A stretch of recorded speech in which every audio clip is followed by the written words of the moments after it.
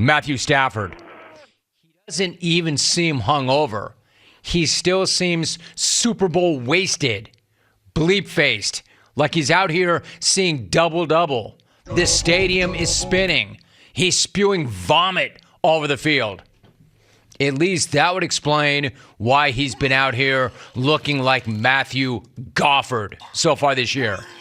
In fact, he's looking like such ass that Matthew Gofford isn't even a fair nickname anymore. Because while Stafford is goffing, Goff has been straight balling.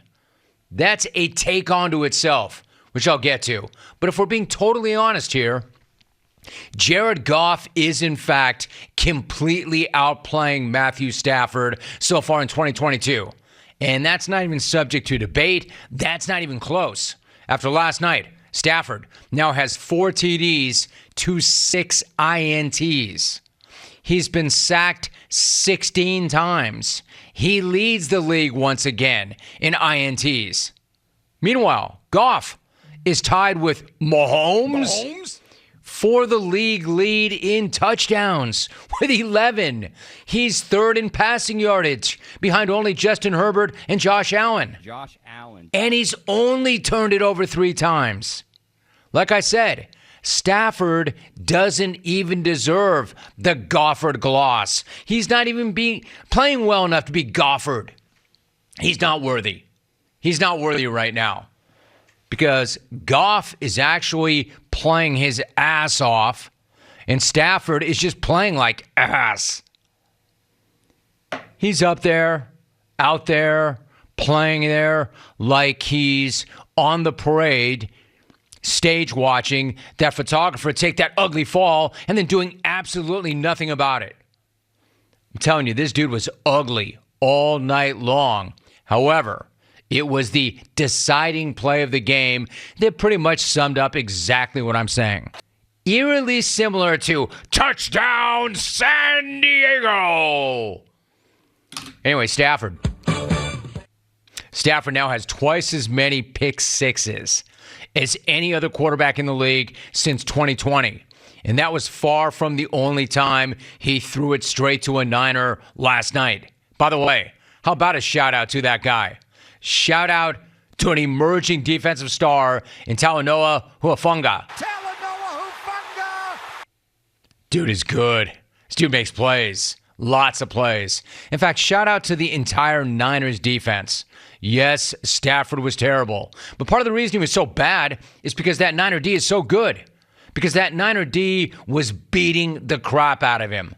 In fact, that Niner D laid that proverbial nice, swift ass-kicking on the Rams. Ass-kicking. Dominated them in every way imaginable.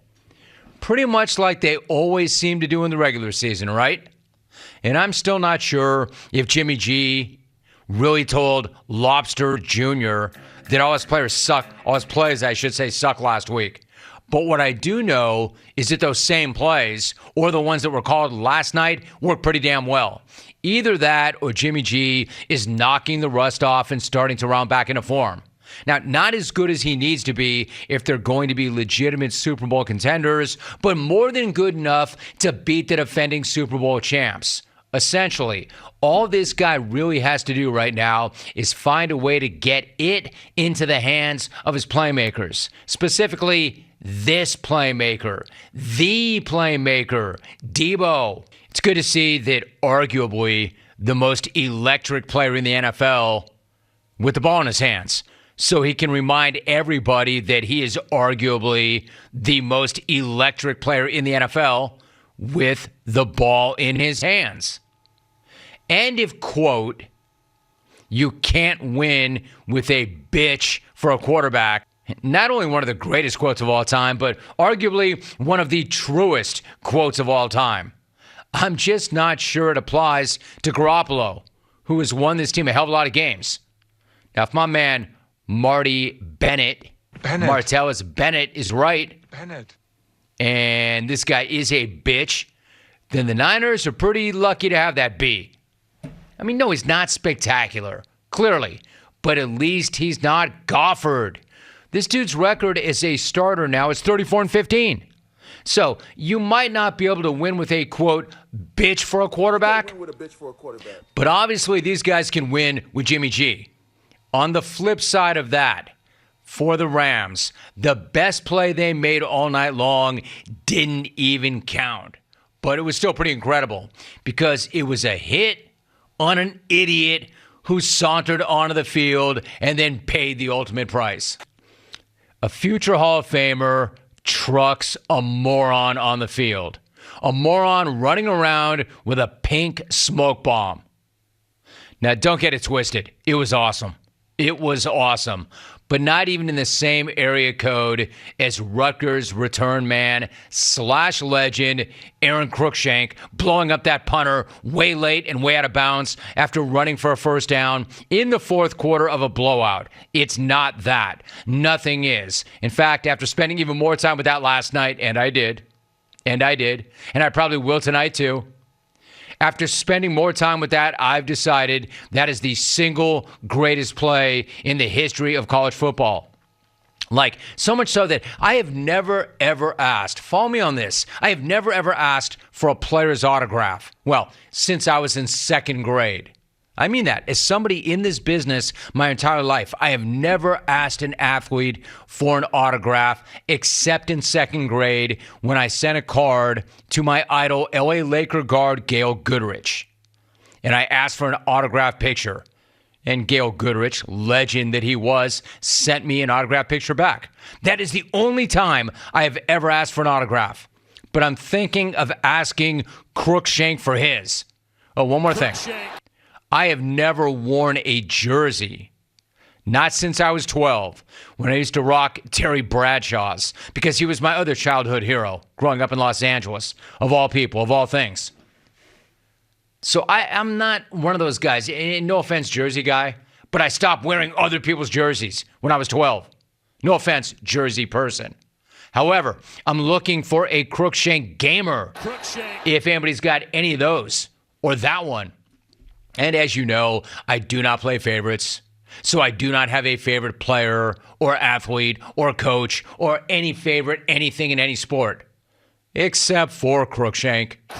He's my new favorite player, maybe my favorite human being. Can you tell? I like that play a lot.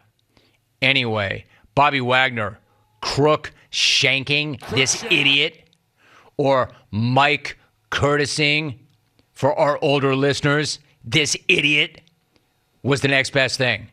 Hey, listen, you want to protest? Or gender reveal? Or whatever the hell you're doing? Knock yourself out. But doing it by running onto a field with some of the baddest mothers ever in pads who know they've got a free shot and they will take it every single time without consequence makes you the biggest idiot ever. And running onto a field that is patrolled by one Bobby Wagner when his team is getting its ass kicked and embarrassed on national TV by a rival is dumber than the dumbest thing ever. And how about that security guard? Man, and to make the scene even more amazing, how about the security guard chasing in pursuit only to absolutely blow a tire? Did you see that dude go down? According to George Kittle, after the game, he said that guy happened to pop a hammy. Yeah, in what's left of your King of Kings knee ligaments. Hey, I'm no doctor, but I don't think I need to be. I don't know about the hammy. From where I was sitting, it looked like dude shredded every single ligament in existence. It looked like this dude stepped on a landmine. So that pink bomb carrying a-hole actually took one with him. Unbelievable. I guess on the bright side, my guy, King of Kings, at least you work for the 49ers and not the Miami Dolphins, because you know damn well they would have made you finish your shift. They would have had an independent doctor look you over and say, you're good. You're good. Back out there. Hey, Rams house. Y'all best get your house in order. Because right now, Rams house still reeks of stale beer and cigarettes like the morning after a blowout at a frat house. Hey, Rams, wake the hell up. That Super Bowl haze is supposed to happen to the loser of the Super Bowl. Remember all that run it back, run it back, run it back. Remember all that stuff? Remember when The Rock, no less an authority and celebrity than The Rock, embarrassed himself and called for a rampage. These guys are running it, backing it, and rampeding it.